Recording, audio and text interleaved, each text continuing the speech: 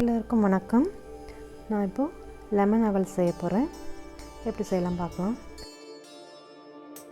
இப்போ நான் 1 கிலோ அவல் எடுத்துட்டுருக்கேன். இதை நல்லா ஜலிச்சு வச்சுட்டுருக்கேன். அதில் கொஞ்சம் மண் மாதிரி இருக்கும், அதை ஜலிச்சு எடுத்துக்கலாம்.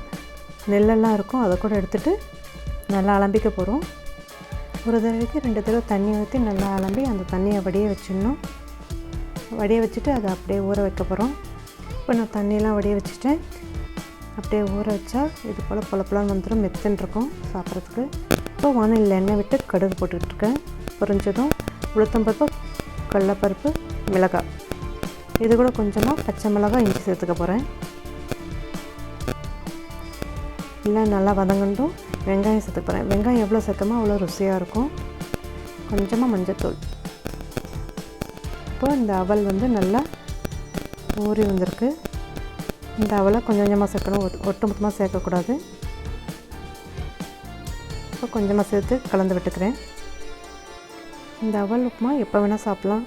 டின்னருக்கு சாப்பிட்லாம், பிரேக்ஃபாஸ்ட் சாப்பிட்லாம். காமாக இருக்கும், வயிற்றுக்கு ஒன்றும் பண்ணாது. இப்போ கொஞ்சம் கொஞ்சமாக அவல் சேர்த்துக்க போகிறேன். ஊற வச்ச அவலை கொஞ்சம் கொஞ்சமாக சேர்த்து கலந்து விட்டுக்கிறேன்.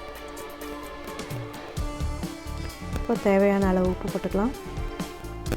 இப்போ உப்பு போட்டு கலந்தப்புறம் ஆஃப் பண்ணிவிட்டு லெமன் பிழிஞ்சுக்கிறேன்.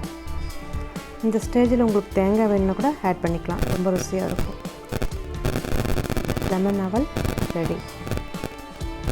நீங்களும் செஞ்சு பாருங்கள், எப்படி இருக்குன்னு சொல்லுங்கள். அவல் ரெசிபி நிறையா போட்டிருக்கேன், வீடியோ போய் பாருங்கள். தேங்க்ஸ் ஃபார் வாட்சிங்.